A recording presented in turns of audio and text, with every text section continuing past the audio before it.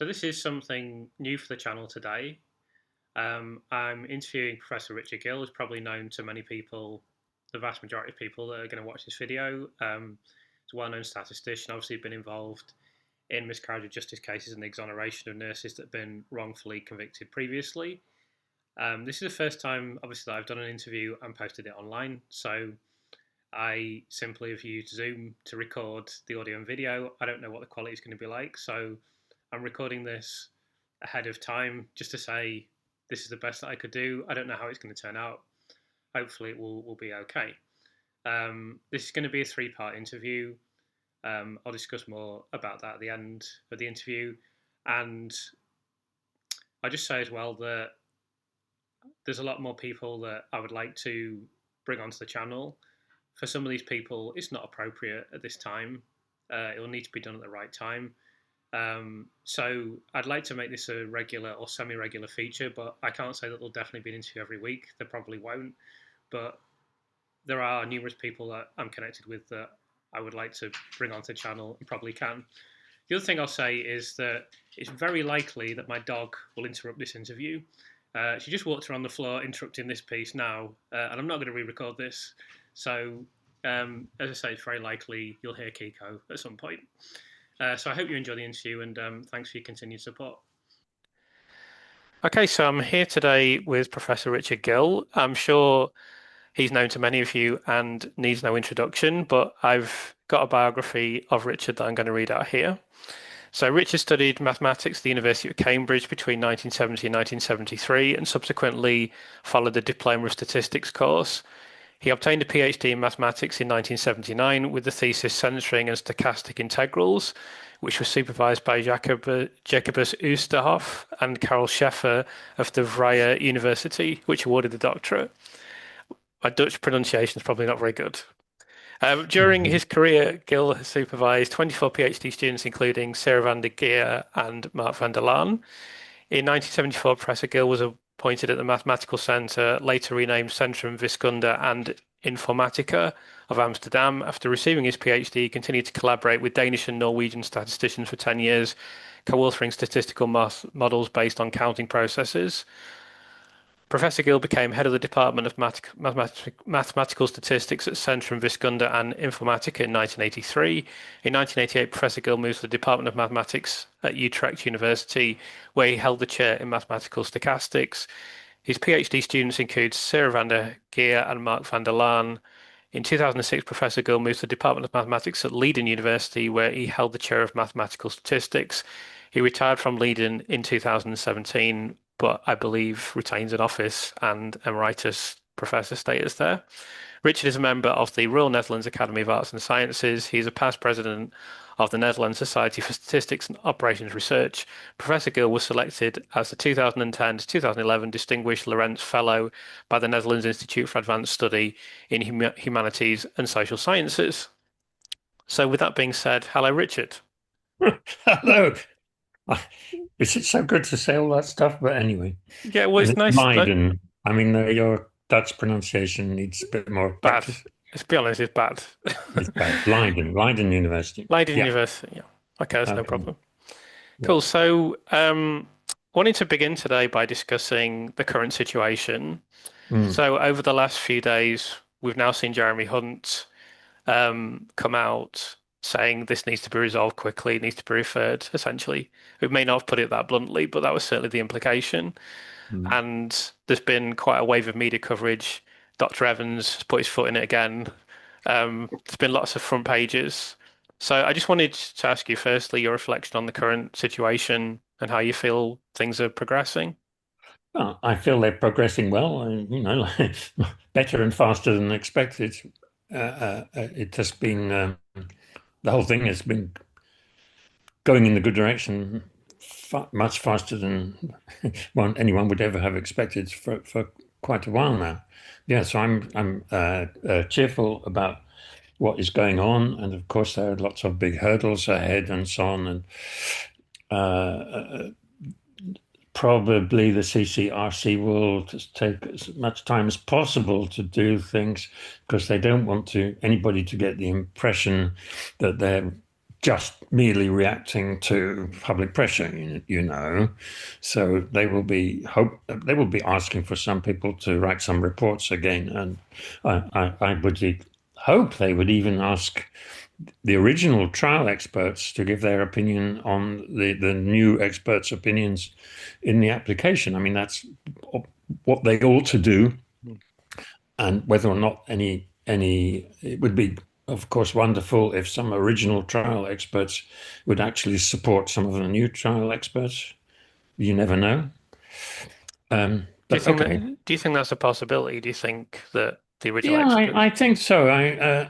For instance, there were two experts who were important on the insulin, and they were, oh my God, sorry, I always forget names at this point.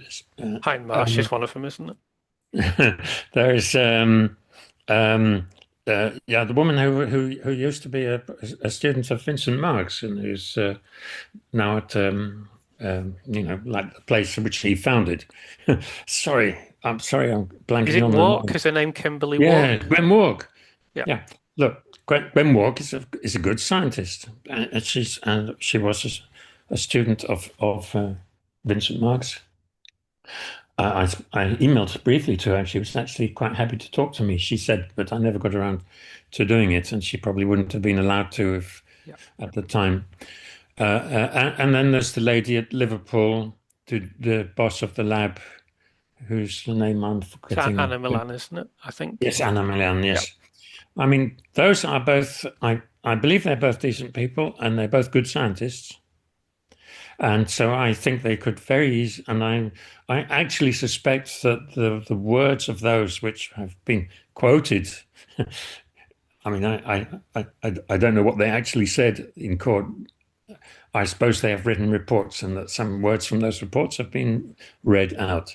I'm pretty sure they were quoted out of context, even, Yeah. because I just don't believe that either of them could say that this test definitively proves factitious insulin. Because they both, sorry, I could almost start to swear now. They both bloody well know. I did swear a little. They both Okay. bloody well know that it doesn't. Yeah, I mean, it's been a test for me not to swear at times. I mean, I've obviously been Yes, trying not to do that, but I mean, I haven't made the video yet on the background to what was said in court. I've been working through the insulin cases, yes, and they said things to me that are just staggering. I just yes. can't understand how they were ever said. They appeared to have said things. Yeah, because you don't know that what there's a context in what they were saying. You have to know the question, and you have to know what else was said around it and where the whole discussion was going. But the things which are quoted, I find extraordinary. They can't possibly have meant that just like that.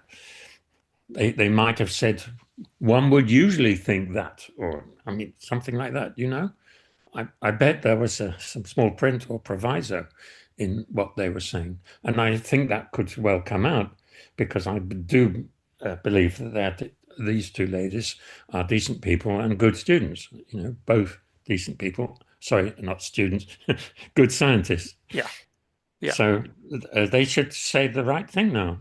And I'm sure they will be asked, I should hope that they're asked what they think of the new insulin science, which is, I mean, there's brand new insulin science being done, so they should certainly be interested in it and have an opinion about it. So I mean, Let's hope. I can't mention who told me this, but Yeah. um, I mean, although there's new work being done and there's new research in this Mm. application, I was really told that we've known this now for 20 years. Yeah, It's we not, have. it's We not, have. Yeah, we have. We have. I mean, Vincent Marks knew it. But Vincent Marks has a beautiful paper together with Gwen Walk. yeah, I've seen that. Yeah, You've seen it, yeah. where they write out a kind of a checklist of all the things you have to do in order to be able to use the results of an immunoassay at the forensic level of certainty. And it's a long list. half a dozen things, and this has been known. Vincent Marks knew this already. He did all those extra things in order to contribute to the conviction of Bev Allitt. He, Yeah, he's, he was very proud that his work had led to that conviction, because he was very impressed by the statistical evidence against her. right. Okay, sort of jumping around now. No, that's fine. So, Yeah, for example, I saw this again. This was not my research. This was pointed out to me by an expert, but yeah, there's a document. I think it's by an organization, something like the United Kingdom and Ireland Association of Forensic Toxicologists, something like that. yeah, And it says very explicitly in their guidelines that were yeah. written in 2010, I believe. Mm. You can't even two assays Yes, are not acceptable. yes, Even if they're separate assays, yeah, that's still not good enough. yeah. And also, it's pointed out to me that an Olympic, like if you like, for example, Oh, yeah, yeah, if you got doped, but I cited the example of Ben Johnson in the yeah. Olympics. Mm, Today, if Ben Johnson, I don't know what the situation was in 1988, but mm, today he would get a better, like Yannick Sinner's just been banned tennis for uh, 3 months, but he would have been through more, there was more protection put in place for him mm, to stop him from playing tennis for a bit yeah, than there would be for Lucy Letby. Well, there was, we know for a fact. yeah, So an yeah, Olympic athlete would get better testing and better scrutiny of their results than Lucy Letby has, and that others have previously as well. yes. And Which, now we were talking about how optimistic I am. Now the problem is that if a problem could be that if the CCRC really decides and figures out, and the Court of Appeal agrees that the insulin evidence was worthless, then what about Ben Geen hmm, and Colin Norris, of course? And I mean, one could even say, what about Bev Allitt? What about Victorino Chua? hmm, The UK has got a habit of putting nurses in jail on the basis of shoddy insulin science. So there's a whole lot more cases to worry about. Right now I'm looking at a Argentinian case. Have you heard about the recent in Argentinian case? Um, it rings a bell. I've not looked at it in any depth, but Yeah, yeah. Okay. I mean, it looks like just the same thing again. A nurse, and I can't remember if there was air embolism there, but there was certainly in some an insulin case and and um, potassium chloride, as in Daniela Poggiali. okay. So sort of the usual list of things which turn up in these serial killer nurse cases. And you look at a picture of the nurse, and she just looks like a very, very, very normal person. Of Hmm. course, I don't know. I'm not a psychologist or whatever, but that looks like a miscarriage of justice. Okay. And interestingly, in the Argentinian case, 10 people have been charged, including some doctors and so on. It's like sort of thought to be a sort of conspiracy Right. in the hospital, Well, that's where the interesting. nurse was just one, but she's the one who's getting the jail sentence for 35 years. Right. Well, I'll have to investigate that a bit more and Yeah, familiarize myself with it. yeah, Um, of course, there's the case in Birmingham as well, where yes, the nurse is on. I don't believe she's on remand. I think she's been questioned, not mm, charged. But I believe that if it wasn't for Lucy Letby case, she probably would have been charged by now. And I yeah, think they're just waiting to see what happens. And I bet it's exactly the same hmm, because if they had concrete evidence, they would have charged her already. So yes, it's going to be the same thing. It's going to be, oh, she was around quite a bit and there were some figures we didn't like. yeah, So it'll be exactly the same thing again. So as important as the situation is related to Lucy, I yeah, think this case has enormous consequences and broader um, yeah. reach I agree. into other areas, and it is something that just has to be resolved. Otherwise, as you say, it's going to be repeated. It's already happened in the past. It's just something that needs to be dealt with. So, I mean, I'm really encouraged by the degree of Mm. response. I knew it would happen, but I didn't think it would happen this quickly. Yeah. Um, I thought it would take a little while, and I never would have thought it's only just over a year ago that we were still gagged by the press. So Yes. the retrial had happened. There'd been nothing in the media at all. If you'd have said to me little over a year after this, Mm. Jeremy Hunt's going to be saying, "Look, we need to sort this out," I would have said, "No way, not in a year." So I think Mm. it's extraordinary, and I think that has been a big effort from people on social media as well. Mm. I think it's been just a coordinated effort and I think Yeah. it's because how ridiculous this situation, It it's is just, so obviously ridiculous. yeah, And of course, old Dowie Evans has been doing his best to speed it up because he's so totally discredited himself now. It is such an embarrassment. It makes it kind of easy. It should make it very easy for the authorities to do the right thing now. you would hope so. You would You hope would so. hope so, yes. Um, Okay. I mean, I, I'm going to hope so. well, I mean, I just can't believe the way that he's behaved. I mean, because before I got into Mm. this, my kind of preconceived idea of an expert witness would Mm. have been someone who's, really surgical, forensic, professional, Yes. authoritative. Yeah. Like I met a guy once who'd founded one of the big investment banks in Mm. in I can't say which one. Um, and he was exactly what you would expect. Like I wouldn't quite say I was intimidated by him, but like it was close because he like was just so Mm. surgical in everything he said, and he just Yes. knew everything. And I obviously I know a bit about economics, but compared to him, I didn't know very much. Yeah. Um, and that's how I would have expected an expert witness to be. Like Dowie Evans seems so far removed from that. It's just staggering.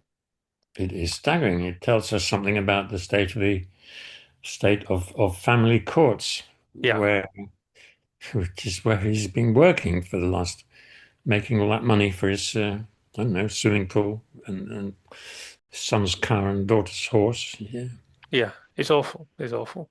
it is awful. Yeah. So let's talk about the CCRC a bit more. Mm. So we've kind of touched on that already, but what do you think is a kind of realistic turnaround time? I know it's difficult to say, but do you have any opinion on it anyway? I have an opinion. Well, I would guess that it would could take a year because there's such a lot of bureaucracy involved, Yeah, and people have to have the time to write reports. And let's hope more people are going to be writing some reports, and let's hope they're taking care to do it. And uh, so, yeah, but of course, there's because the CCRC has been in such disrepute, and the previous boss was basically kicked out. I mean, I think she jumped before she was pushed, but everybody knows the CCRC has not been fit for purpose, and there is now a new boss. Though, of course, she comes from the ranks of the old CCRC, and of course, it's another lawyer, of course. But I think the CCRC is going to be sort of trying to do its best for this one. yeah, I'm sure they will be, and I suppose their best could be good enough. So, but I imagine it will take a year because they want to do it carefully, and they want everybody to know they've done it carefully, because they're not going to just rush out and say, well, she's obviously innocent.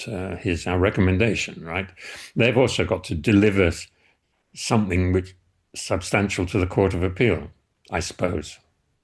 yeah, yeah, Not just a recommendation, not just she's innocent, let her out, but they've got to give the Court of Appeal some substantial stack of paper as well, to which the lawyers can use. yeah. So Yeah. I did hear I can't say who told me this, but hopefully they'll tell Mm. this story themselves on the channel one day. But Yeah. yeah, I Okay. did speak to someone who went to the CCRC in a previous application, Mm. and they said that the attitude of people at the CCRC was not hostile at all. It's like Yeah. they were receptive and they even believed. He said they even believed in the innocence of this person. It was just Mm. that there were such high standards. The bar that you had to reach was so Mm. high that that's what caused the problems, really. Um, Yeah. I mean, I think this case will be referred personally.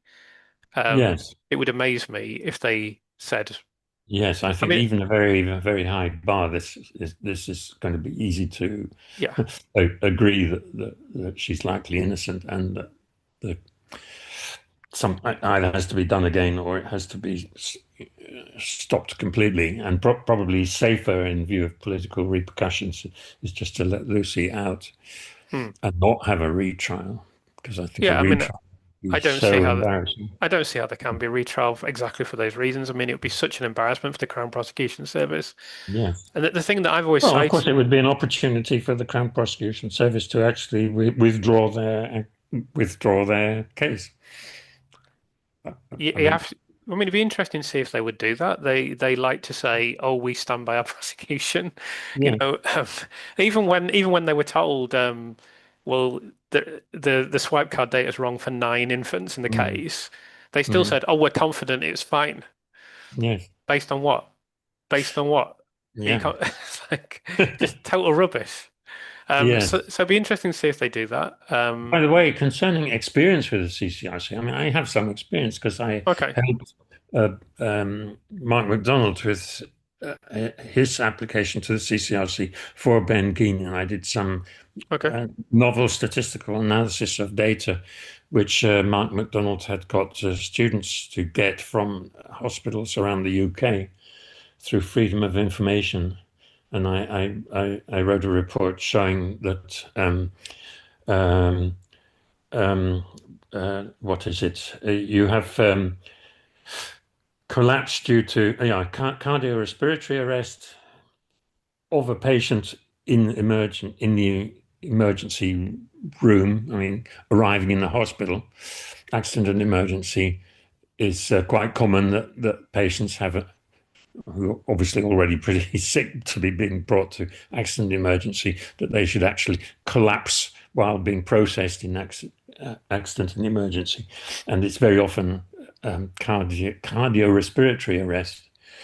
And in Bendine's case, the, the proof that he had been actually harming patients was the large proportion of purely respiratory arrests or alleged respiratory mm, arrests.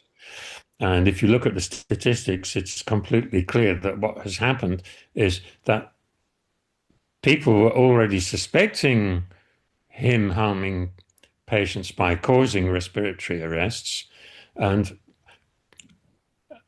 cardiorespiratory arrests were being classified as respiratory arrests because the number of cardiorespiratory arrests was statistically significantly much too small for those winter months. And respiratory arrests were sort of filling up the gap. But it was just meant that they were classifying the events differently, which is a very normal thing to happen. I forget what it's called, but it's one of the well-known biases that after you've seen something odd, you will see it again repeatedly because you're yes, triggered to see yeah, something. yeah. So there's one respiratory arrest in the accident in an emergency, and people are shocked. But that from then on, they will see them happening all the time.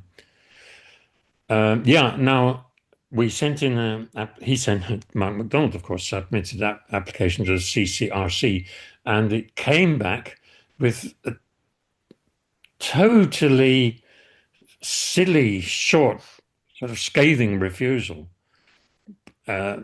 Basically, I can't remember, but it was really absolutely showed that nobody of any intelligence had. It was not written by anybody of any intelligence. It was written by lawyers just looking for excuses, Yeah, yeah, in my opinion. yeah, Uh, uh, it also turned out then that there was the claim that, but this was, I mean, this evidence, this point about the rareness of these collapses, was actually, if you look at the Benguin case, the heart like the heart and soul. It was the biggest piece of it. It was the main thing in the prosecution case. It really was the main thing in the prosecution case. Uh, Yet the response was yes, but this was not the only thing in the prosecution case. So Mark McDonald had to resubmit it, adding a complete rebuttal of all the other things which were used against. So I don't know. So maybe the rules were changing as they go along, or they make up the rules as they go along.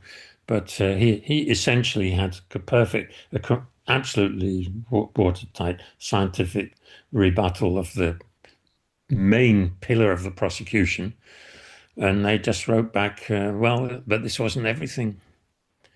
So I have a bad experience with the CCRC. Well, in And then Australia, he put it in again, and it got refused again. And the next one was again just legalistic excuses. They were just not taking the science serious. yeah, I think often the attitude is, well, it's our system, so we will elevate our system above, actual reality. That's how it seems to me Yeah. sometimes.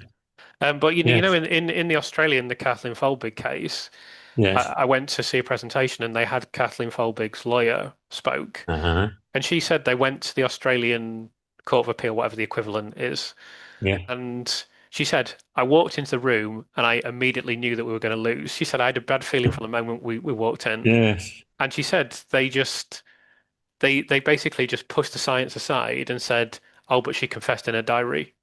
And that was Yeah. it. And Yes. it took another, I think, 12 years, 10, at least 10 years from that Yes. until she was finally proven there were genetic causes. Yeah. So it's very difficult. I mean, I couldn't bring myself to watch the actual video, but I know there was some discussion the Yeah. other day with Mm. someone one of the news channels, GB News or whatever it is, Mm. with a lawyer. Mm. And I mean, I've only seen other people's summation of this, but it's basically the lawyer saying, "Oh, of course she's guilty. A court said Mm. she was guilty." So, Yeah. I think that attitude is still very prevalent. It's very sad. Yeah. Yeah, I was talking yesterday to some people about the Lucy Letby case, and I learned in the Birmingham, was it Birmingham 6? It was claimed that one of the persons had confessed 34 times. But actually, what is written in the original documents was he had been questioned for 34 hours, right. not that he confessed 34 times. But the the original record of the interrogation had been stored in a box in a police station and had suffered water damage, and had to be rewritten, transcribed by somebody for the retrials, and it was transcribed with this error, and that error held that Well, held up their exoneration yet again. So the most stupid, mm. tiny inaccuracies and carelessness. Imagine that the key evidence which sends you to jail for life is stored in a box in an attic of a police station and gets water damage. And I understand that actually the police are not obliged to keep evidence for very many years. Mm. They can chuck it, they can throw it, they can move it out, they can throw it away because they don't have enough space, obviously. So your chances of an appeal can be destroyed because they throw away the evidence after a couple of years. Yeah. That's when they even release it. Sometimes they just decide, oh, we don't want to release that, Yeah. so we Yes. won't. Mm. Um, which I do think that of the many issues that are going to have to Mm. be addressed in the fallout to this is Mm. the way that police investigate cases. Yes. I mean, it seems clear to I, me that I agree because I too indeed would say it's the police. It was the police this time. I mean, okay, Dowie Evans is a nutcase, and so on and so forth, and the consultants have lied to the police and so on. But the police were the ones who swallowed those lies Yeah. and uh, and built that case, and and there was nothing there, and they went on. Um, yeah. So I think the main problem in the Lucy Letby case has been the police Yeah. investigating something which is really totally above their Yeah. pay grade. Absolutely. I would say investigating deaths in a hospital unit where deaths actually do occur from time to time is not something you can let the police investigate. No. No. It's quite evident that they were out of their depths and didn't know what to do. Yeah. Um, And possibly also something which you really can't let a jury judge either. Well, of course, you should let a jury judge the evidence at the end, but this is something which needs a, a, a, a serious and independent medical investigation yeah, it needs a by clear. external medical experts. There needs to be a clear and formalized structure Mm. that takes place. It can't just be like, right, we'll try and get the best experts that we can, and then we'll try and make it as hard as possible for the defense to get experts, and Yeah, then we'll just have a big fight and see who wins. yeah, That's essentially what happens at the moment. yes. And you know, it might. I don't think that's okay in any criminal case. But when you're talking about 14 to 15 life sentences, no hope of parole, refused Mm. appeal, etc.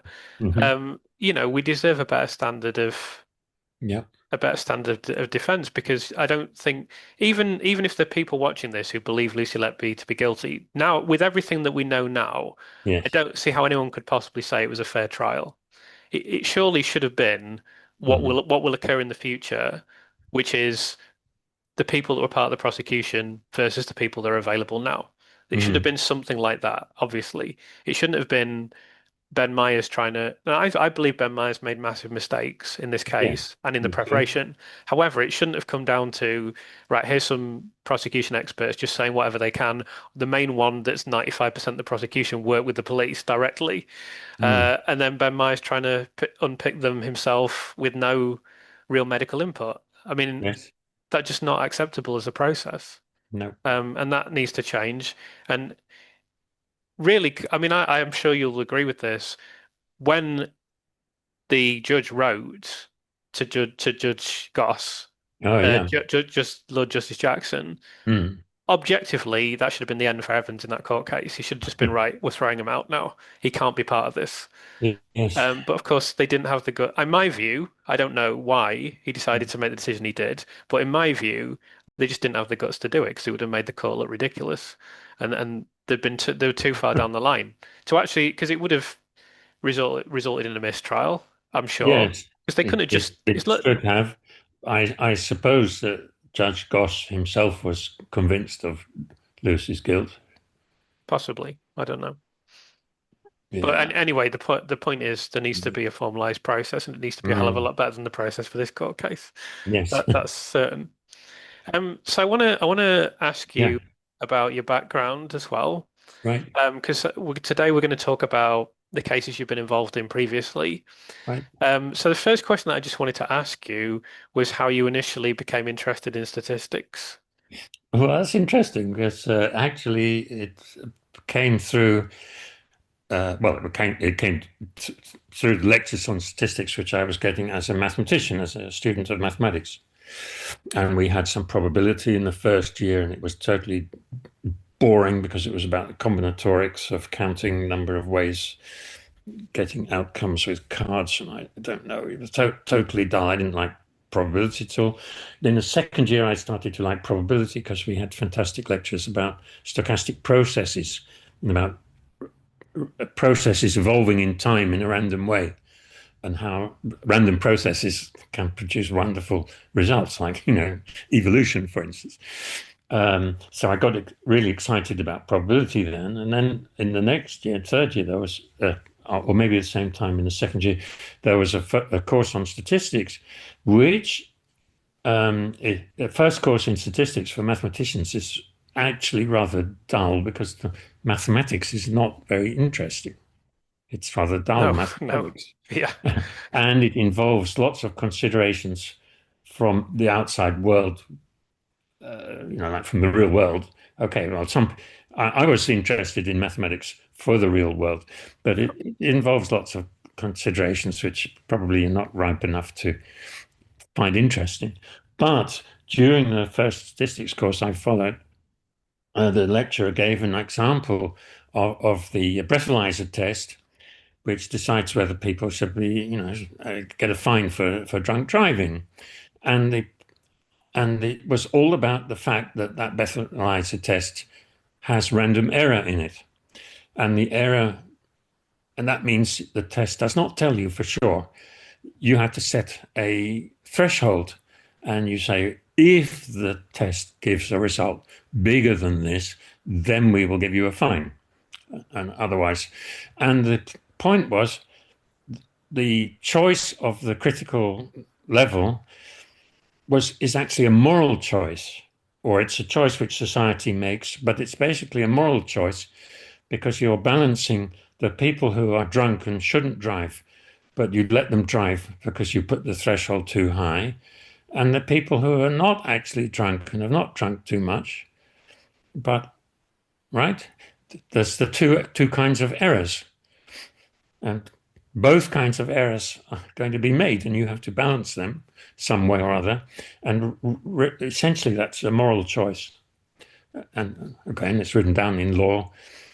So this made me find statistics more interesting than I had found till then. And but then and I also thought, yeah, so statistics is interesting and has all these aspects, and I was good at it, and I could earn.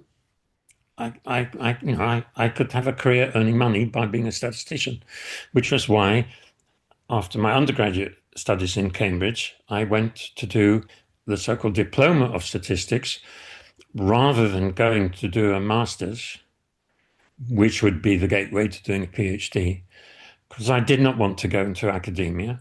I wanted to go in perhaps into industry. My father had worked as a physicist for water companies. He had inventions and did experiments.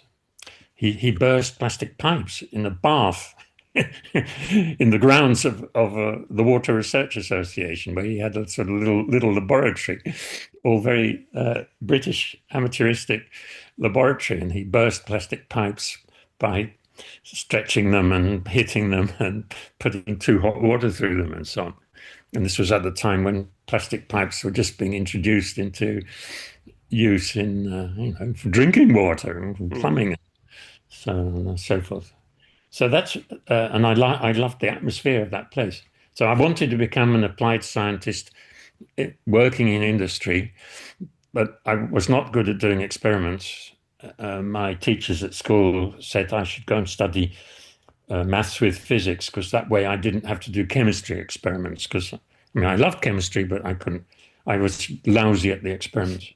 So this way, by a succession of accidents and random advices of teachers and so on, I ended up doing the diploma of statistics as I wanted to become an applied statistician working in industry. I had a Dutch girlfriend at the time I was in Cambridge, which our fathers had met because they both worked for a plastic pipe company, multinational company. So, and when I finished my studies after 4 years, my wife was only halfway through hers, so I had to get a job in the Netherlands. We got married, and I put out. I got interviews with Shell and Phillips or whatever. I mean, they wanted to have me, but I took a job at a place which was actually a science foundation mathematical research institute. I took the job because I knew I was going to be able to do statistical consultation for a wide range of applied things there. And they, I sort of accidentally actually found myself in a place where I was supposed to do a PhD I hadn't really realized that at the beginning. I had no ambition to do a PhD. I wanted to work as an applied statistician in industry. But anyway, I ended up accidentally doing a PhD, and the rest is history. Yeah. But So I was motivated to become a statistician because of the ethical and societal implications. yeah, I mean, I actually, it's a lot of what you said actually mirrors my own Oh, feelings because I was very good at maths when I was younger, yeah. like considered to be prodigiously good, but I just found it so boring. I just don't care about like I would study things and think, why am I doing this? Yeah. What, Yes. but statistics is very interesting to me, conversely, because of its real world Mm, applications. And mm. I think it's fascinating how they can be used and misused. Yes, both. Um, and by people, people will cite them and not understand them. And Mm. actually, even in the Lucy Letby case, there's the email from Dr. John Gibbs where he's saying, "Hold on a second, you do realize we could be completely wrong about all of this, even with my Yeah, basic understanding of statistics." yeah. But that doesn't seem to have deterred them, unfortunately. No. I Um, talked to some people who have talked to him and promised never to tell anybody else. I won't tell you what he told them because they didn't tell me either. But basically, it came down to that he didn't actually believe she was guilty. right. So, well, I mean, he certainly seemed less enthusiastic, but Yes, yeah, he was we'll sort have of to see. tagging along, and he's now training to become a priest in the Church of England. Oh, I didn't know that. That's Yeah, interesting. and he's given a fascinating lecture about medical ethics to a church, you know, uh, discussion group or something, Okay. which is you can find on the internet. No, actually, I think you can't find it anymore. But he's actually talking about how being a doctor leads you to having to make decisions whereby you are basically acting as God. He said that, and he's sort of partly boasting and partly being honest, because of course doctors do make life or death decisions, and as and including, of course, decisions to let a patient die. Hmm. Yeah, absolutely. So Yeah. I'm going to ask you Yes. about Lucia de Berk. Yeah. So you must have been doing your normal statistical work, Yeah. um, and then one day you heard about this Dutch nurse who'd been Yeah. convicted.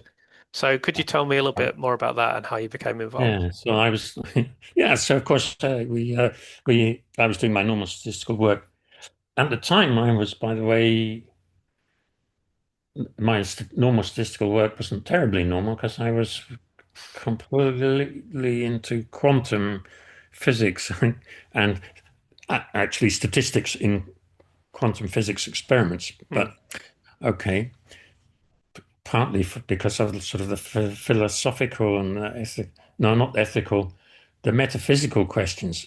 Does randomness really exist in nature, or is all randomness just dependence on initial conditions, which we don't know and can't control and don't control. But in other words, it's basically deterministic, and there are just things we don't know. When you toss a coin, it's going to be 50-50 heads or Hmm. tails. But it's just a process of the deterministic laws of Newton, together with a bit of air resistance and so on, is just totally deterministically determines what's going to come out, Hmm. depending on how the coin was launched. Yeah. Yeah.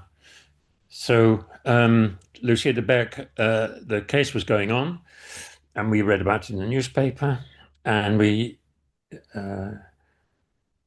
heard that she was convicted on the basis of probability calculation, which came up with a probability of 1 in 342 million, which was astounding. And that number was in all the newspapers. Now, I knew a, a statistician who was working for the prosecution, who advised the prosecution, who advised the court. I mean, experts are giving their expert advice to the court, but I think he'd also worked for the police. He'd been initially contacted by the police. A guy, the prosecution guy, was an old friend of mine, a colleague of mine, a fellow PhD student. I knew him to be not a brilliant mathematician, but a very decent guy, very interested in sort of the same kind of philosophical aspects of statistics as I was. And I had the impression, well, whatever, we didn't know what the data was that he'd used, nor even what exact calculation he'd done. But I had the feeling that he could be trusted to do a decent job there. But also the defense had hired actually a probabilist, not a statistician.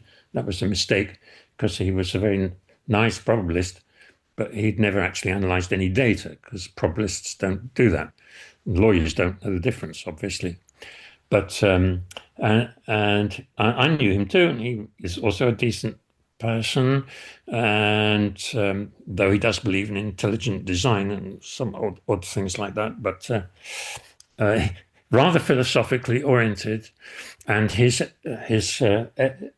testimony to the court was that you can't compute the probability that this was by chance, that Lucia was always there when bad things happened, because there are so many different kinds of probabilities and different ways to understand the question, and which was totally the wrong thing to say to a bunch of judges.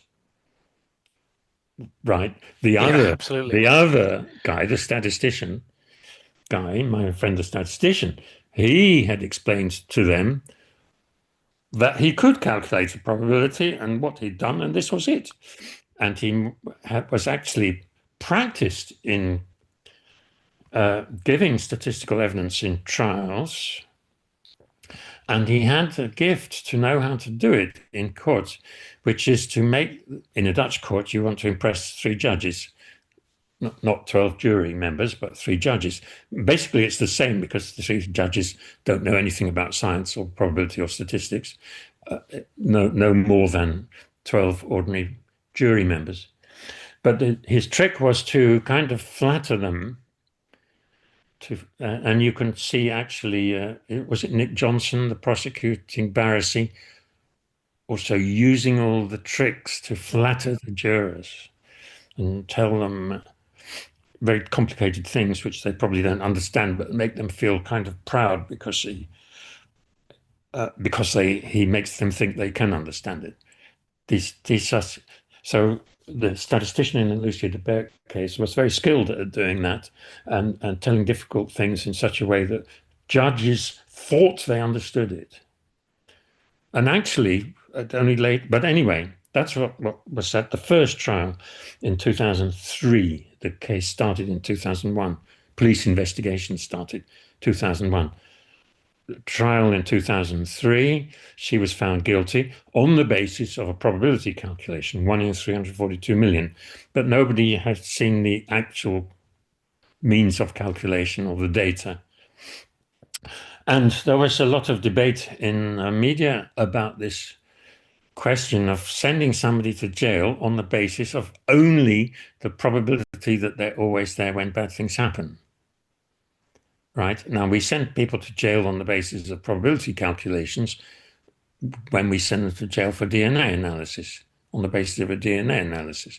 Right? So sending somebody to jail on the basis of a probability calculation which nobody understands is actually not, and only and some circumstantial evidence is actually not is actually business of the day in courts up and down the land and across the world. But there was a lot of controversy about doing it this way for this nurse, and I think I was interviewed on a TV program about that. But I still didn't know any of the details of the case. And anyway, Lucia appealed her conviction for so many murders and so many attempts.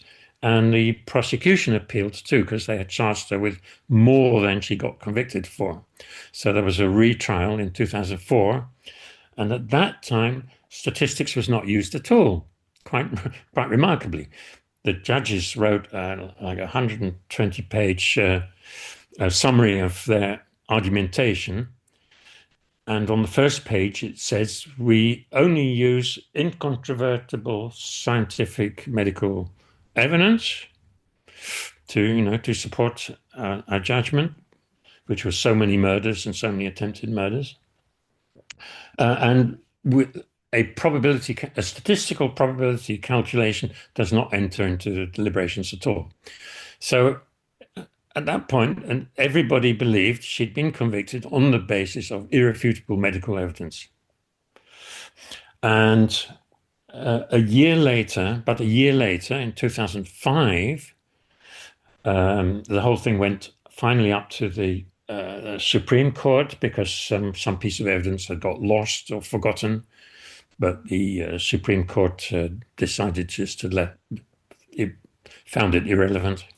So in 2005, she basically had life and no further legal means. But at that point, a couple of whistleblowers started getting attention of the media. And a book was published by one of these whistleblowers, actually written by the two of them, and it analyzed the judge's argument, which was, of course, basically the prosecution argument, at length, in detail, and it showed that though there was no probability calculation anywhere in there, the fact that Lucia was always there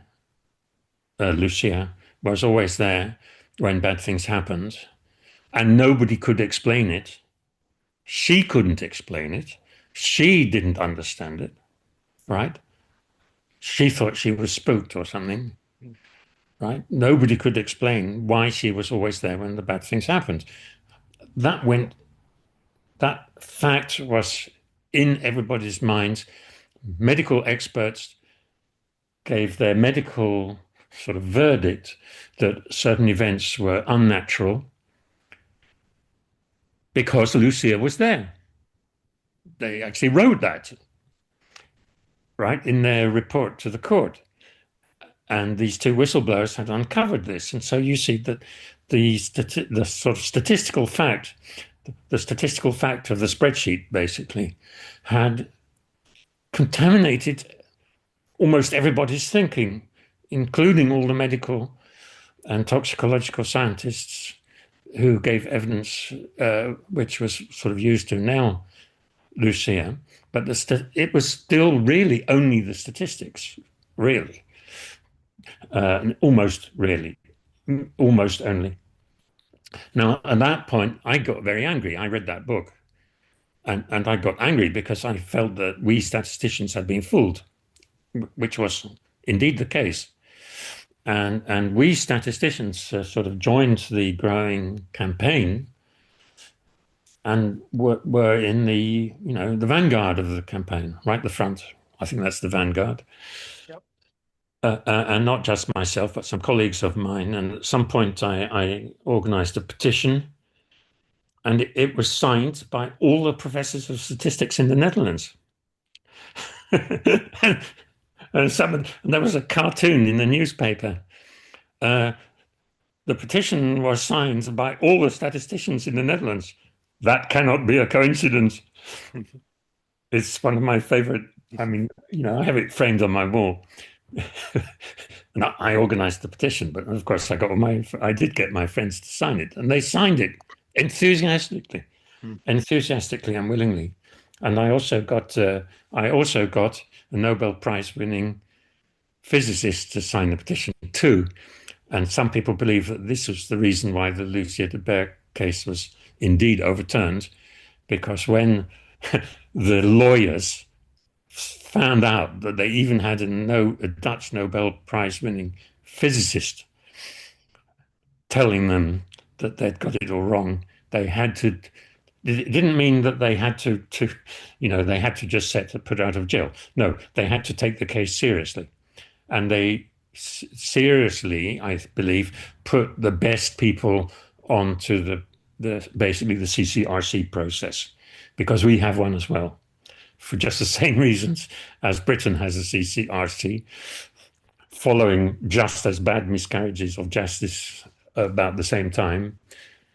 Netherlands also has a CCRC, and these were some of the first cases. The Lucia de Berk case was like one of the first three cases it handled.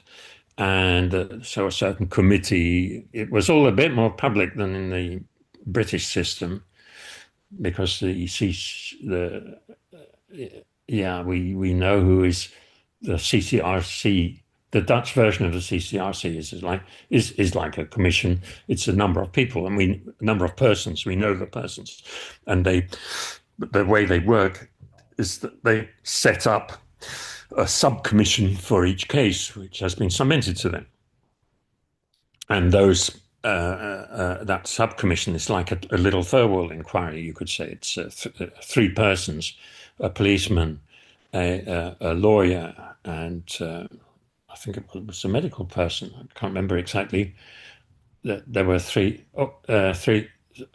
persons, and I wrote a letter to them asking if I could give evidence to them, and they did. They invited me, and I explained to them what was wrong with the one in 342 million, which they needed to know in order to understand that the statistical evidence really was nothing at all.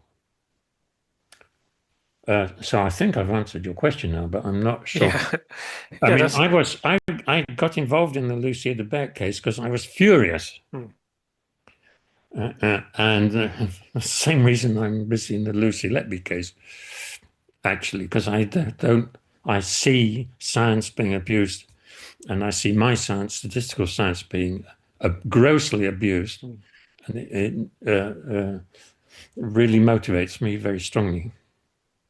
Yeah. So at the time when Lucia was convicted, Yeah, and perhaps in the immediate aftermath, and when the first yeah, murmurings came that she may be innocent and so yeah. forth, what was the atmosphere in the Netherlands at that time, and what was the kind of perspective of It was. the I would say it was similar to the. No, it wasn't the. I mean, our tabloids are not as awful as Mm. British tabloids, and this was. I don't know how many years earlier, 20 years earlier, or 10 years or 15 years before. So social media wasn't what it is now, right? We were starting to have social media, but I can't remember when X started. This was pre-X, I think. I mean, Google only Yeah, came I think out this was. 2008, I I'm think. sure this was pre-X. I mean, Yeah. many people were only just starting to use email and so on. Yeah. Okay, and websites and blogs and things. So they're all pretty new. So, but there was so yeah. So what you saw was what was published in newspapers, letters to newspapers, and articles in newspapers. I mean, there was an article published in a leading Dutch quality newspaper by a lawyer, a leading, like an academic legal person who what did they say about me? Oh, they said I was a terrorist. They seriously argued I was a terrorist because I was undermining people's trust in our legal institutions. Right? I mean, you hear there are people in England who trust the legal institutions, Mm. lots of them, not just lawyers, but lots of ordinary people do too. I don't know what for reason, but somehow, I think it's well, I mean, they've been sort of brainwashed. years of conditioning is the Yeah, answer. yeah, yeah, years of conditioning and culture, and supported by the whole atmosphere of a court with all these funny clothes and like atmosphere of like being in church. It has Mm. got a kind of, it's sort of sacred, hallowed. It's Mm. very, very, very, very formal. Very, I mean, this is the whole power of the state being Mm. expressed Mm. in these things, I mean, of course, it has to, because it's the power of the state, and the state has the power to put people in jail for life. Yeah, so there was a lot of opposition, Mm. and I once gave, at some point, sort of my side was doing so well that I was even invited to give a talk at the Royal Dutch Academy of Sciences, of which I'm a member, about the case. So this is in the process towards a retrial. And there was a professor of medicine there who sort of stood up right in the beginning, and a very high distinguished professor of medicine who was so distinguished he was a member of the Academy of Sciences. So I mean, he must have done a lot of good science in his time, whatever. And he stood up and said, I should be thrown out of the academy and I should go back to England. And then he stormed angrily out. So he was a medical person, right? So the medical world was against us, and the legal world was against us. Uh, but the journalists rapidly became for us, though the quality newspaper, Dutch quality newspaper, was one of the last to start publishing pro Lucia things. And I know part of the reason for that is that one of the top editors of the newspaper was actually a close friend of the medical consultant at the hospital where Lucia worked, who was basically the sort of Jairam and Breary rolled into one of the Lucia de Berk case.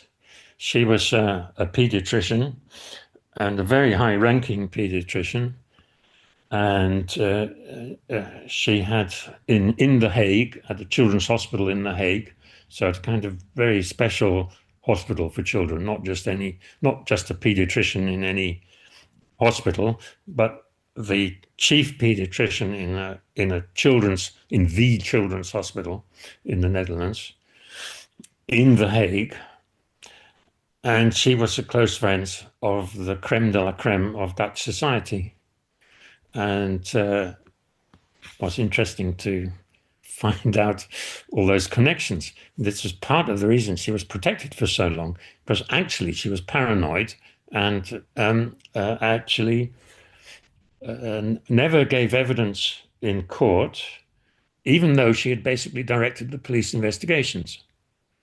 Right? And it concerned they concerned patients of her own as well as patients of her colleagues in this hospital. So this woman had wrote A4 summaries of the medical conditions of each of those children at that children's hospital, who had completely unexpectedly and inexplicably died, even though they were getting better, and so on and so forth. It's all the same story as Lucy Letby. She'd written like little guides as to what somebody had probably done, what Lucia had probably done. But she never actually gave evidence in person, which she didn't do at the first trial, which was based on the statistics. The statistics were initially done by a friend of hers at her kitchen table. He was a computer scientist. I know him. He did a simple calculation of, sort of a balls in vases calculation. There are so many balls in a vase and so many are black, and you pick out this number, and what's the chance of getting you pick out 9 balls, only 1/6 of the balls are black, but what's the chance that you get all black balls or something like that? One of these calculations. Very boring calculations. I mean, and the probability is 1 in a million or something. This was done by a computer scientist for the doctor, who took that calculation to the head of the top CEO, the director of her hospital, who was just a manager, and convinced him to call the police. So, but as I was saying, she never actually gave evidence in person, because she was finally called to give her own testimony to the judges at at the appeal in 2004. So this is still in the, like the first stage of going up the ladder of legal procedures. She was called to give evidence, to testify, to be questioned by the judges. And she never came there. She never turned up because that morning she had scratched her belly with a potato knife and was admitted to a psychiatric hospital. And in the Netherlands, nobody is allowed to say this. But I said, most of, well, many important people are fortunately dying off, and it should get written into the history. But Dutch journalists won't write this never wrote this in their newspapers. But that pediatrician was actually mentally ill, and she got out of appearing before the judges even, and she was protected by all her friends, but also sort of protected by society. A poor woman. I mean, you could imagine that maybe she was having a mental breakdown because there had been a serial killer in her hospital. So, I mean, it doesn't immediately say that the evidence that she gave was wrong, but it says there's something very odd here. And this action of her alerted her sister-in-law, who's a doctor, to the fact that there was more to this case than met the eye. And that sister-in-law was the first of the whistleblowers. So it was inside family information about the actual personalities of the key medical people involved in the case, which led to Lucia's exoneration. If that woman didn't have, if that doctor, I mean, if that consultant didn't have that particular doctor as her sister-in-law, Lucia would have died in jail by now. Yeah, absolutely. And then there are all these random things all the way through, which led to Lucia's exoneration. Lucky, first of all, a sequence of unlucky things put her in jail, then a sequence of chance, lucky things got her out of jail. Yeah.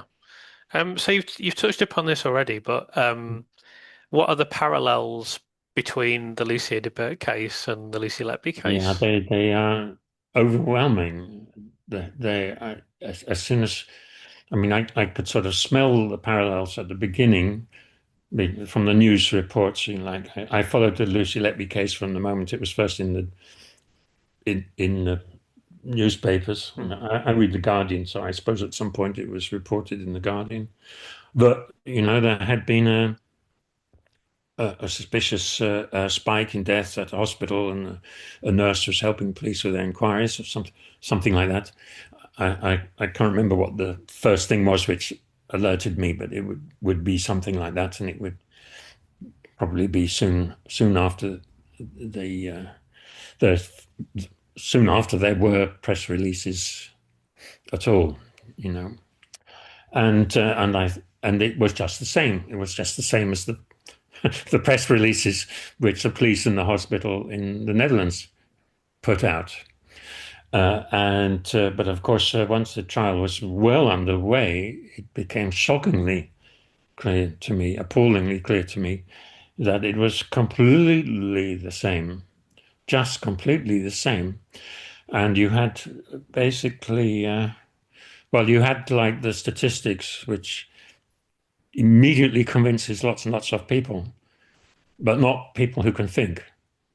And the statistics are also somewhat lying, because you have the spreadsheet for Lucy Letby, and on the bottom line is something like in big small print claiming that these are all the suspicious events which happened.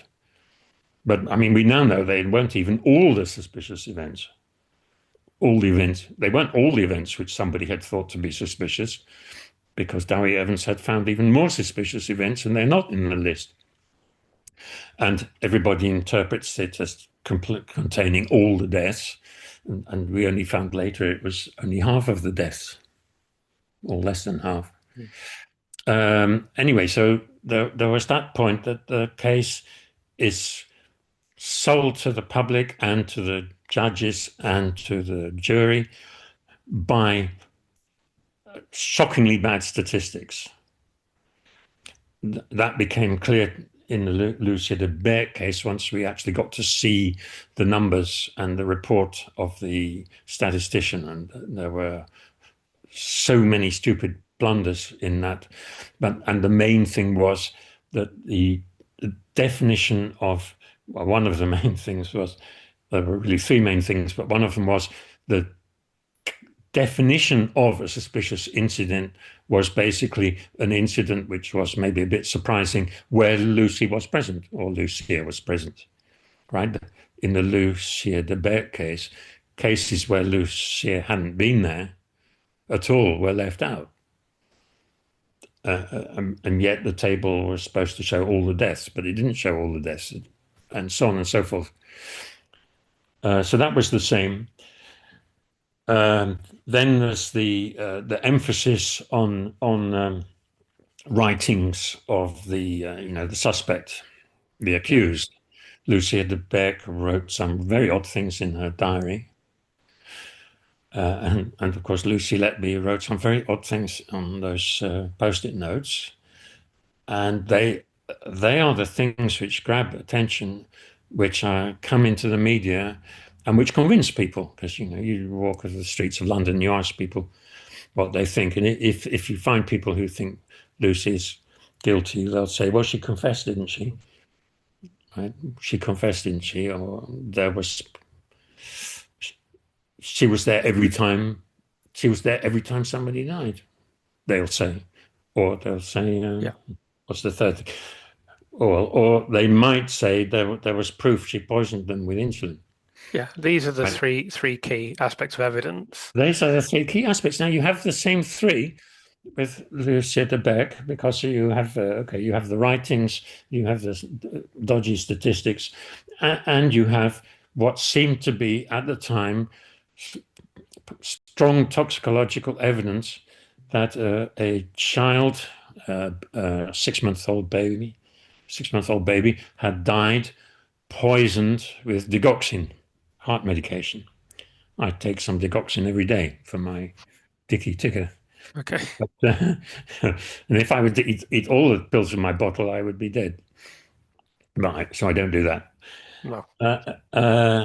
Yeah, and of course, it wasn't just the digoxin poisoning, which was toxicologically proven, but there was also the fact that Lucia had been the last person with that baby, and that the monitors had been switched off at that same time for, well, maybe to take the baby, to do things with the baby, but of course this was the opportunity to poison the baby.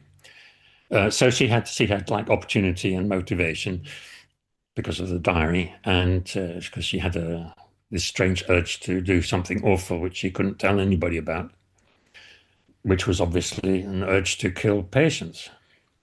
Mm. And everybody believed that at the time. Yeah, so you have these three. Mm. And you have the same three in the Ben Geen case. I think you have the same three in the Colin Norris case. You have the same three in Victorino Chua. You could argue you have the same three in the Bev Allitt case. As I said, it was very similar in Kathleen Folbig because they used her Yeah, diary very prominently in that court case. yes, So yes. And Sally Clark. yeah, yeah, Apparently she also wrote some odd things. yeah, yeah. Yeah, and Don't write even her things down. husband thought It's she the was guilty. So yeah. Well, Kathleen Folbig's husband shipped her. yeah. Um, Retained even when she was exonerated and came out of prison. I mean, he actually died last year, Mm. but he retained his belief that she was guilty, Yes. which kind of makes me think how hard it's going to be to make the families, the infants, Yes, change their view. it will be impossible. They will, I mean, they will go to their graves believing it.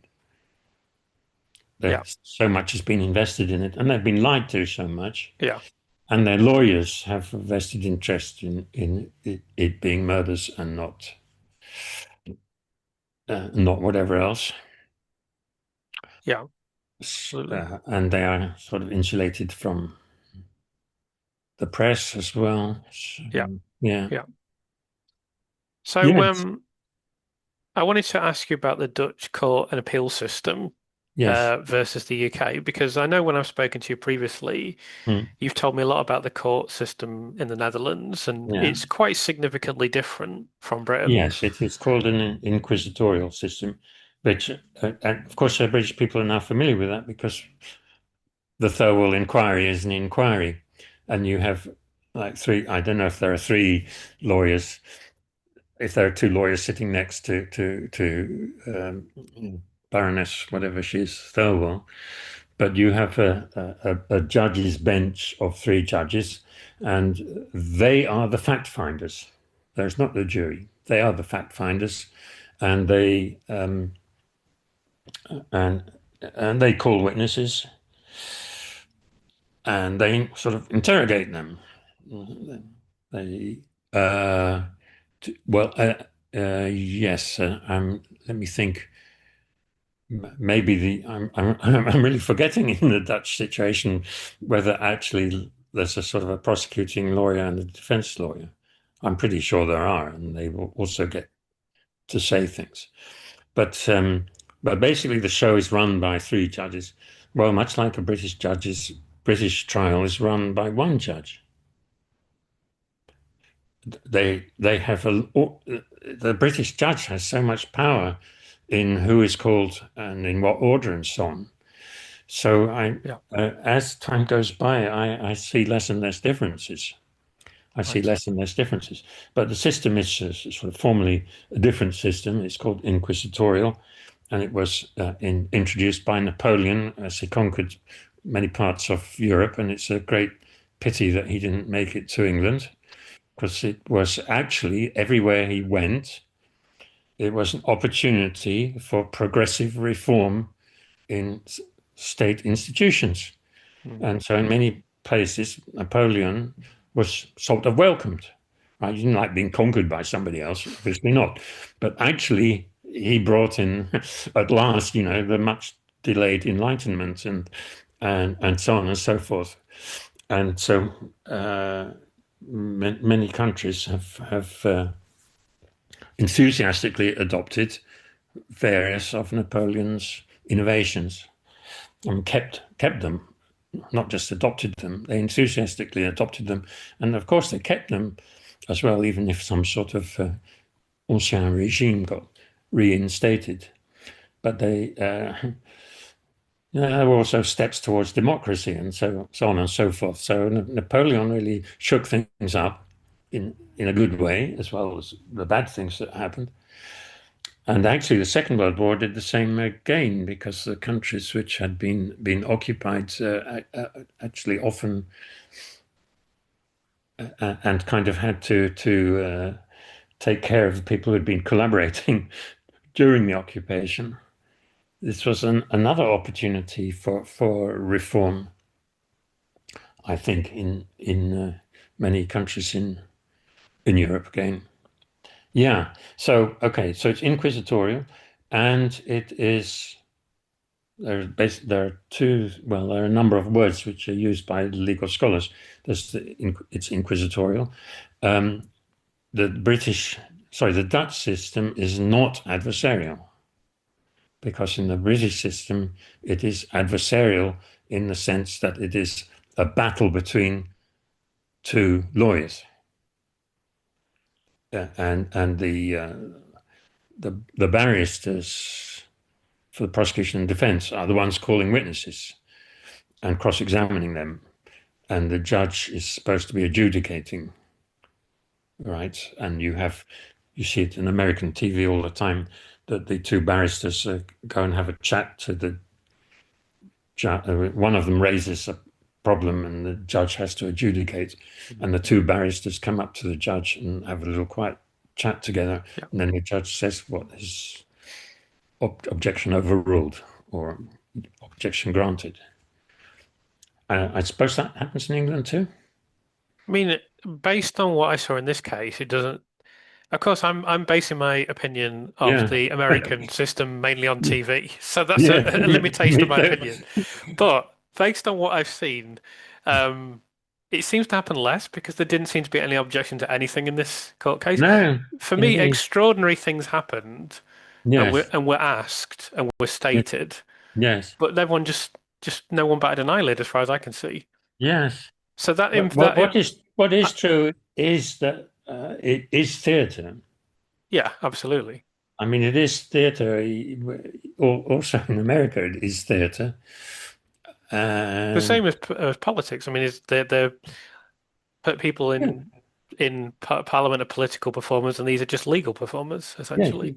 these are legal performance, and they have performance skills. They need to have performance skills. Yeah, and as I said, some experts have performance skills. And in the Lucia de Berk case, the statistician of the prosecution had definitely performance skills. The statistician of the defense definitely didn't. And he screwed it up for Mm. Lucia, I would say. Yeah. But So I yes. mean, Now then I've heard another from there's another very important difference, and that is a different difference altogether. In Holland, we have statutory law, which means laws are passed by Parliament and they're written in law books. And in England, you have case law, which means that laws, of course, laws are passed by Parliament too, and the Parliament says what the punishment is for this or that kind of killing people. The jail sentences, right? Maximum and minimum jail sentences. So the law specifies. British Parliament has specified what are crimes. There are these crimes, and these are the punishments for these crimes. But that's more or less where it stops. I suppose I suppose Parliament is also responsible for laws of procedure. I'm not quite sure about that.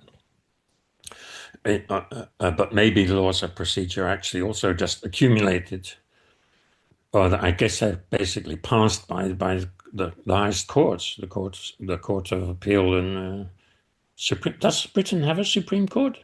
yeah, Britain has a Supreme Court. Yeah, Does it ever do anything? yeah. Well, that's a good question. So Yeah. I actually met someone recently who had been wrongly convicted of something, and something was happening with the Supreme Court. Hmm. I mean, I'm far from an expert on what the courts do, but Hmm. yeah, it does something. They do How something. how much it does Typic, and how often it does it, I don't know. yeah. Now, typically, the Dutch Supreme Court, for instance, is only rules, only sort of judges on matters of procedure.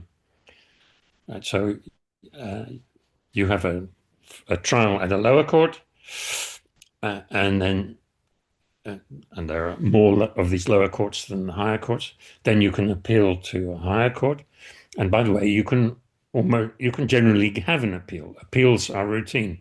It was stunning that to me that Lucia was not allowed an appeal. Hmm. Right? She was not allowed to appeal. She applied to appeal, but her application was turned down. And both of her applications to appeal were turned down. And I, anybody in Europe who hears that is shocked. She didn't get an appeal. Hmm. And people in England actually sometimes say, and she appealed and her appeal was turned down. But she didn't appeal. She applied to appeal. Hmm. She was not permitted to appeal. Yeah. And then in the Netherlands, you can go to the Supreme Court. And of course, in when you appeal, you can actually, sort of go over the evidence and the conclusions which have been made the previous time. So there's not a jury. There wasn't a jury anyway. So like facts which had been agreed by the jury or by the court that don't exist. That when you appeal against you do it again. it really is it really is a regular retrial. A regular retrial. The prosecution will come with the same charges, and they will be gone through in the same way as at the lower level. Of course, it is always great to have new evidence, or this, that, or the other, or to have some new experts who point out that things which the old experts said were wrong, stuff like that. So uh, but anyway, the appeal is a retrial, and if you're unhappy with the retrial, the conclusion of the retrial, then the only thing you can do is go to the Supreme Court and point out matters of procedure. So Lucia de Berk's lawyers did go to the Supreme Court because it became known that an important toxicological examination results, which had been asked for, sort of been commissioned by the earlier courts, it had never arrived. The results of an analysis never arrived, and it had been forgotten. It had been lost in a drawer at the Netherlands Forensic Institute. So, or it arrived like a day too late for the original trial, and so it didn't enter the second trial. And but the Supreme Court said, no, this wouldn't make any difference. So she lost her appeal to the Supreme Court. Actually, the Supreme Court did do one thing, and that was at the second trial, the 2004 trial, Lucia de Berk had essentially been given something which in the Netherlands essentially does not exist, which is full life sentences. She got life sentences with permanent locking up in a psychiatric hospital/prison after she came out, after she'd served her life sentence, because the life sentences are never more than 30 years. Now, this was also appealed against, and actually our Supreme Court took that off because psychiatrists reporting to the court had pointed out that the psychiatric disorders which she had, everybody has one or two psychiatric disorders, you and me as well. Of course. One can yeah. Anyway, I mean, she had some psychiatric disorders. Psychiatrists agreed that, but they were not connected to her crimes. Sure. They were not the cause of her crimes. So she could not have the, indefinite detention in a psychiatric hospital after she sat out her life sentence. So that was taken off again. So her sentences were reduced from full life to plain life. Okay. Quite extraordinary. Yeah, well, we were talking about the differences. I think we covered them now. Yeah, yeah. Hey, but one of the biggest differences is the case law, as I'm saying a little bit, which is that all the past rulings of past judges stack up and are this huge repository of law. And judges, of course, one wants law to be fair, which means that everybody is handled the same way and that the rules are stuck to. Otherwise, it's not fair. But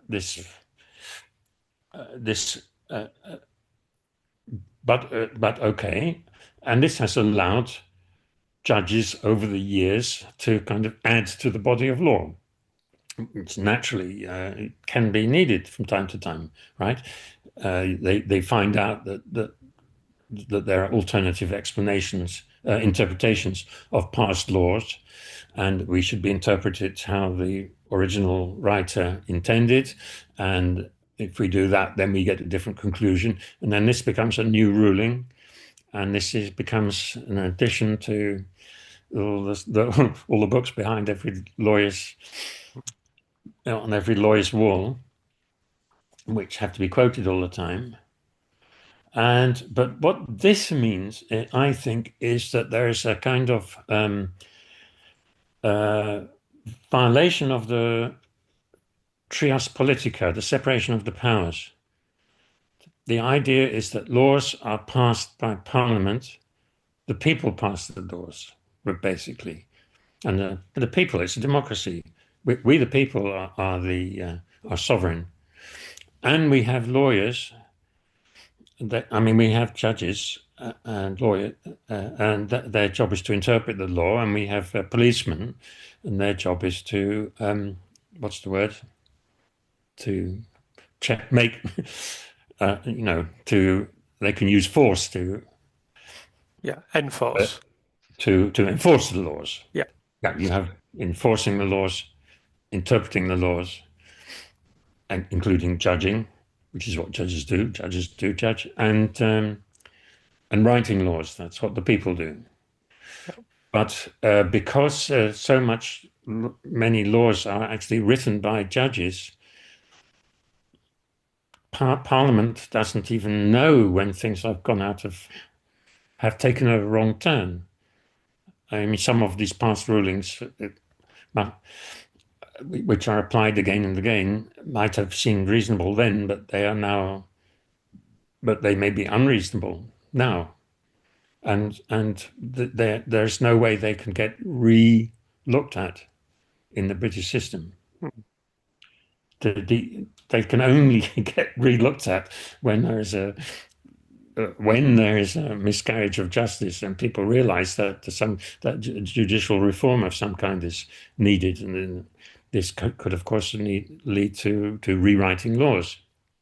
So one thing that Yeah, I don't think I've mentioned in previous videos, but I've kind of made a note of mentioning it, so I'll mention it now, yeah, is that when you look at the British legal system, firstly, it really hasn't changed very much in like an extraordinary long period of time. yeah. That's the first thing. And Mm. then the second thing is in the Dickens novel, Oliver Twist, Yeah. there's a court case involving the central character. Mm. And basically, he's going to be wrongfully convicted of something. And right near the end of that trial, this is depicted in the musical of Oliver as well, quite memorably. The guy who actually was robbed sort of stands up and goes, "This is an absolute disgrace. I demand to be heard." This and all this, right? Yes.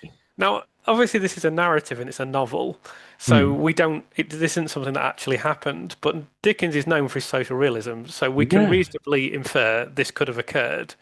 But Mm. we know that wouldn't happen today. That no one would have the guts to stand up today and say, "What is the court doing? This is totally wrong. I demand that you hear from me now." Mm. So as much like Almost no. we would look back at Victorian times and think, "Oh, it was a brutal society," which obviously it Yeah. was. But actually, Well, we put the court on more Lucy of a pedestal turned. today. At some point, Lucy turned and faced the world and said, "I'm innocent." Yeah.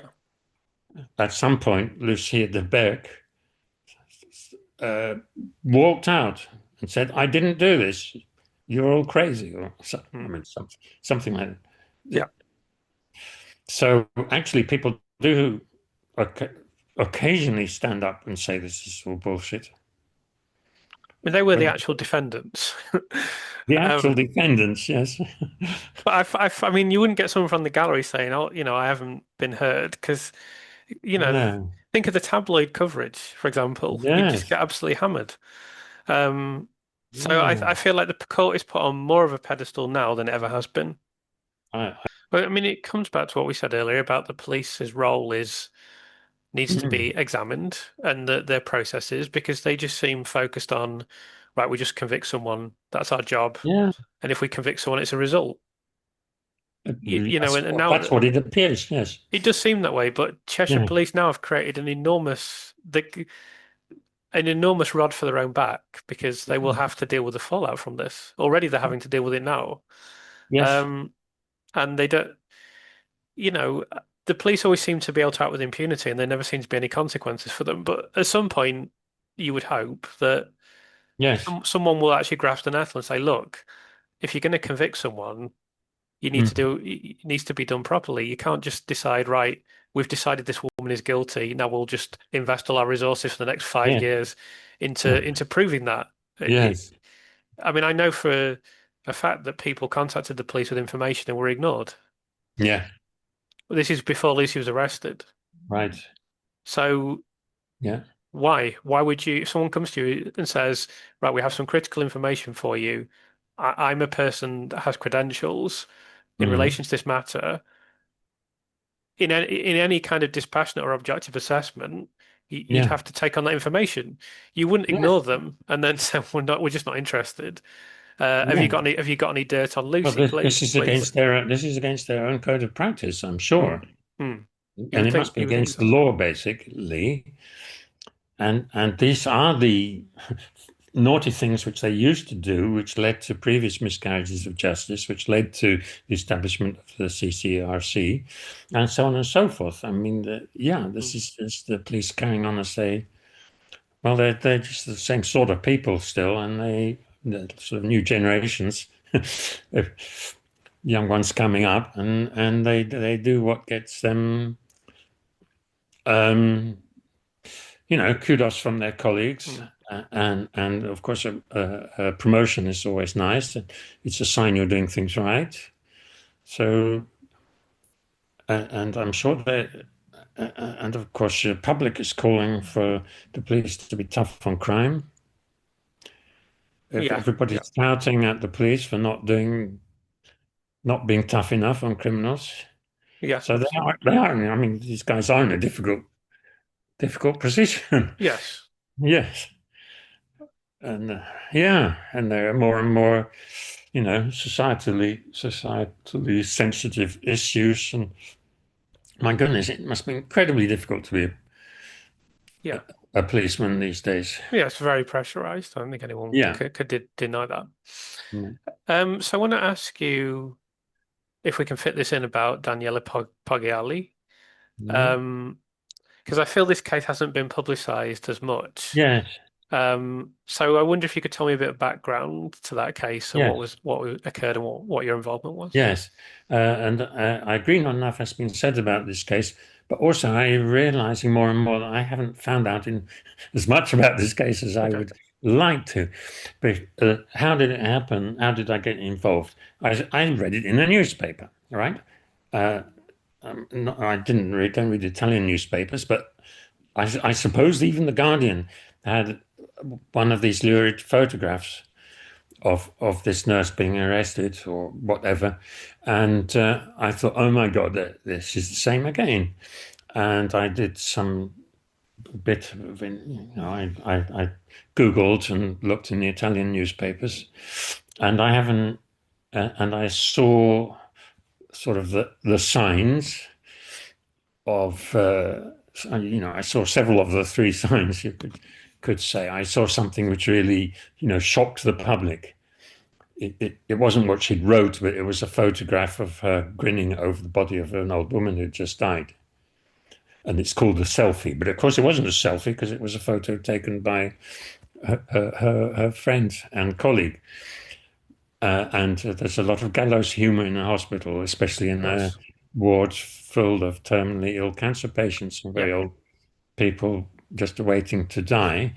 The death rate on that ward of that hospital was huge. It was a place where all people in Italy in that neighborhood, small town near Ravenna, go end up. It's where lots of people ended up. And I thought this is going to be the same again. And I got in contact with an Italian colleague, Giulia Mortera, who works in forensic statistics. And so I got to know her through my work in forensic statistics. And I we just we yeah, I got her. She helped me find the email address of the lawyers of Daniela Poggiali, and we sent them an email. And of course, she also helped me with writing things in Italian. But actually, Google Translate does a very Mm. did a very good job. Does a very good job still. So we wrote to Daniela's lawyers offering our help because we knew that main part of the evidence against her was a statistical analysis showing that statistically she might have killed 100 patients or something. I mean, there was an incredible number. Mm. Uh, And so we knew there were statistics in it, and there was a concentration of bad events in this woman's shifts. So that's part of the same story.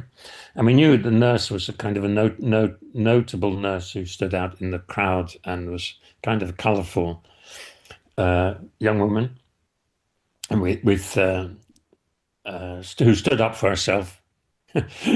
I mean, you know what Italians are like when they start arguing, but Yes. she would shout back at top doctors or policemen or anybody. She was not scared to open her mouth, and she did it the Italian way. So, like a colourful character, and we got involved, and we got the report of the main. The case revolved around just two scientific experts who were a team. They were a toxicologist and an epidemiologist, basically a statistician, but they were a team who had worked together many times. And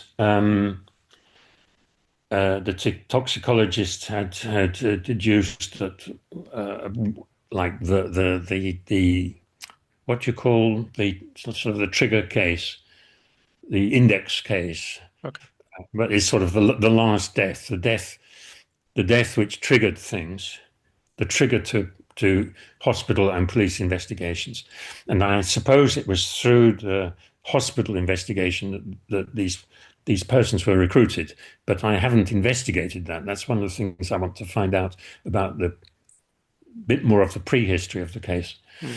Uh, but these two persons were the key witnesses, and they were like two scientists. They were a team. They worked together. And what Julia Mortera and I got to see was I don't know, a 100-page report written in Italian with lots of statistical analysis and statistical graphics. And we got a copy which was like a photocopy of a fax, photocopy of a grubby fax or a grub whatever. It had obviously been copied a number of times and was in a very, very grotty state and was almost illegible. And one of the first things we did, and we also did it through the lawyers, was ask for a clean original PDF of this document. And the judges refused to give it to us.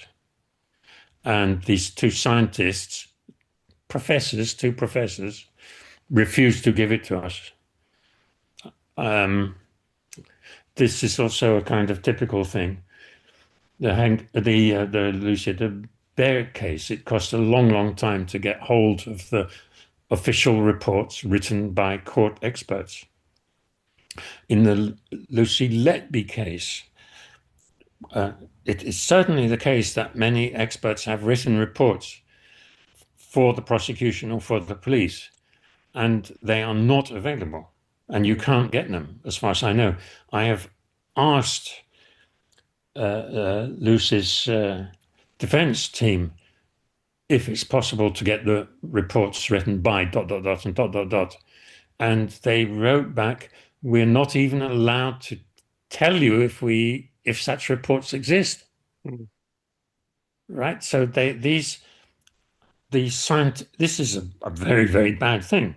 There's a Yes. lot of science in a lot of criminal court cases these days, and the science is kept out of the view of scientists, and this is wrong. Science needs peer review, not necessarily formal peer review, but scientific. I think scientific work done by scientists for police or for prosecution or defense has to be made available to other scientists.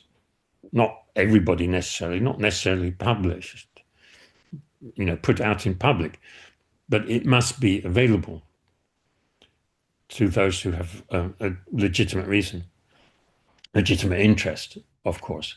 And this is just not the case in England, it seems. It never happens, and nobody knows.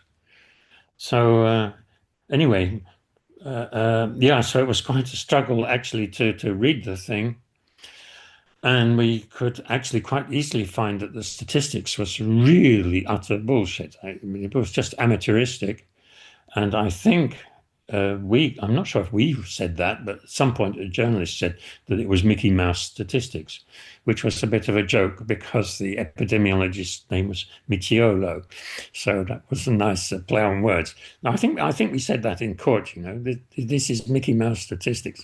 Mhm. Now, Professor Micciolo didn't like that, um, but so we kind of could help the lawyers with the statistical part very pretty easily, I must say. I mean, we wrote a nice report and explained, and we did. At some point, we had enough data. Yeah, we actually got a lot of data because, in some respects, that was good. In that case, the they had the complete nurses roster of all the nurses. We could get the complete nurses roster of all nurses, and I can't remember if the names were anonymized or not. But I mean, we didn't look at the names, didn't use the names, but we had the complete nursing roster. We also had the complete what's the word? Admissions and discharge data. We had all dates and times of entrances and exits into that hospital ward in the time span of interest, all of it. Probably we had the names as well because we didn't never looked at them, and I don't, maybe we didn't get them, I can't remember. But we had everything you need, so you could you could compare the death rate when Daniela was there with the death rate when each other nurse had been there. Now, in fact, this Mickey Mouse guy had done that to some extent. I think he'd compared the nurses, and Daniela came out on top. And this is an important thing. We found out why she came out on top. And that was because the times of death of these patients when they died were not times of death, but they were times written on formal documents, for instance, by a doctor who certifies that the patient has died. They don't write the time when they thought the patient had died, but they write the time they put their signature that this person has died. Now, in this hospital where patients were dying all the time, this work was mostly done at the handover between shifts. So between every two shifts and at midnight, between every two calendar days, somebody went round signing death certificates, basically. And this means that the times of deaths were the times of handovers of shifts and midnight. Right. This means that a nurse who arrives early and leaves late gets twice as many deaths as one who always misses the morning, the beginning of the shift, and only comes in is only there at the end. And many nurses are working part-time or in various ways, such that they're not there at both handovers of every shift they work on. Right? So, and Daniela worked the most shifts, full stop. And because she worked the longest shifts, we could also see she worked the longest shifts of any nurse on average, There was statistical variation, but she was really notable for her long shifts. She was paid by the hour. I mean, she wanted the money. She was a Yeah, very poor working girl, basically. sure. Okay, she got this job at this hospital, and she worked lots of night shifts, and she worked lots of night, and she worked So long. that's an immediate parallel, isn't it, with Lucy, who we know Yeah, she's saving for a house. it's just the same. Yeah. So, okay, so that kind of we were able to show that the statistical evidence that she had probably maybe murdered 100 patients was an illusion, and various other things which Micciolo and Tuckley something had said were illusions.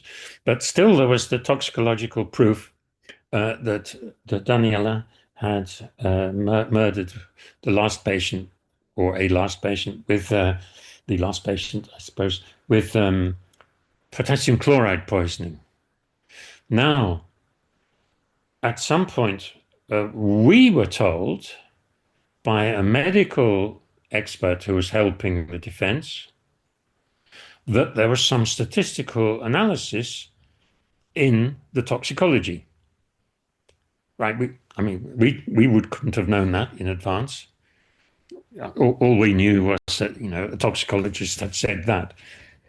But we didn't know that the toxicologist had based his diagnosis on the concentration of potassium chloride, potassium ions in the aqueous fluid, that's the water in your eye, at the time of post-mortem. And the thing is that you have potassium in your body, and when you're alive, there's potassium everywhere, but in the aqueous fluid, I think it's called, it's sort of, yeah, well, does that mean water? Well, anyway, whatever, it's like the fluid inside your eyeball. Yeah. The concentration of potassium is less than in the rest of your body. Right. After you die, things start leaking all over the place, ions pass membranes, and it slowly equalizes. This means that the longer a body has been lying around after the person has died, the higher is the concentration of potassium in their eyes. It's approaching the concentration in the rest of the body. Now, this toxicologist had actually kind of made a business out of diagnosing the time of death of bodies brought to him by Italian police by working backwards, right? If you know that the increase is so many per hour, you can calculate back how many hours ago this person seems to have died from the concentration at the time of the post-mortem. This is what he did, and he published papers about it. And the papers are based on, and in the papers, he analyzes data of like 150 bodies collected over the years by Italian police of persons who have died, of whom we know the time of post-mortem, and we know the time they actually died from for other reasons. So he actually used this data to calculate how much the potassium chloride increases per hour. From this, he deduced that the particular old lady had died of potassium chloride poisoning because it was so high at the time of death, according to his calculation. Now, we found out that if he would put in the error bars, the uncertainty of that statistical estimate, it was so big you couldn't conclude a thing. So actually, it was two statisticians who destroyed the medical evidence. So I'm proud of that. Mm. And okay, and you could say Daniela Poggiali was lucky that one of the medical experts who were helping the defense actually pointed this out to the statistical experts who were helping the defense, because otherwise it would never have come out. Because I don't think any of the toxicologists could understand the statistics which was being done. I mean, they could understand the graph and the line and the dots, but they don't know about p-values and confidence intervals, and I suppose some know something about error bars, but they don't really know how to interpret them. So that yeah. Now what I don't really know is what was like the run up to the police investigation, Mm. whether there was already. I don't know if there had been a spike. Right. For instance, Yeah. I'm missing the spike. Maybe there was no spike. I mean, the whole thing can have been sparked merely by this sudden death and the fact that the nurse was sort of controversial and well known for arguing with Mm. patients and doctors, and getting up important people's goats. She did Yeah. that. Uh, Yeah. yeah. It seems that this it's harder to make that case with Lucy because she's evidently well liked on the unit Yes, and very highly valued.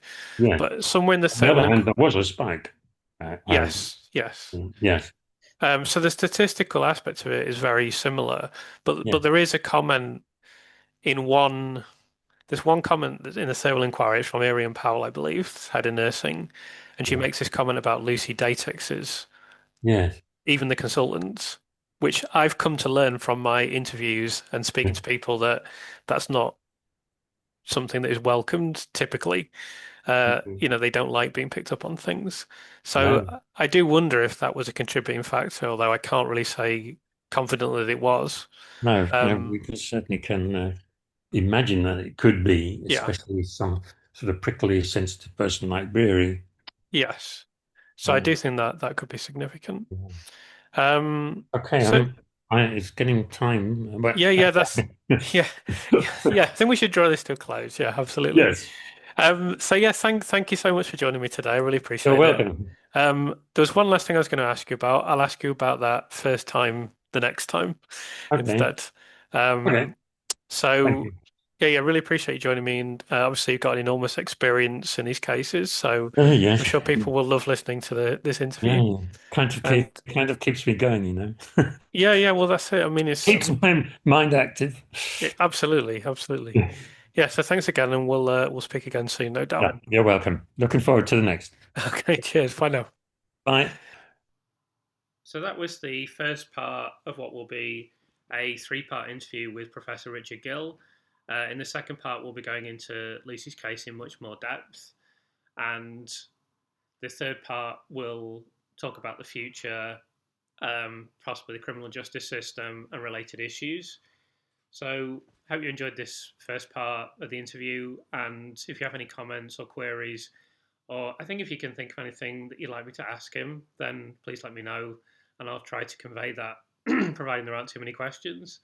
Thank you for your ongoing support. I really appreciate it. If you have any queries, please let me know.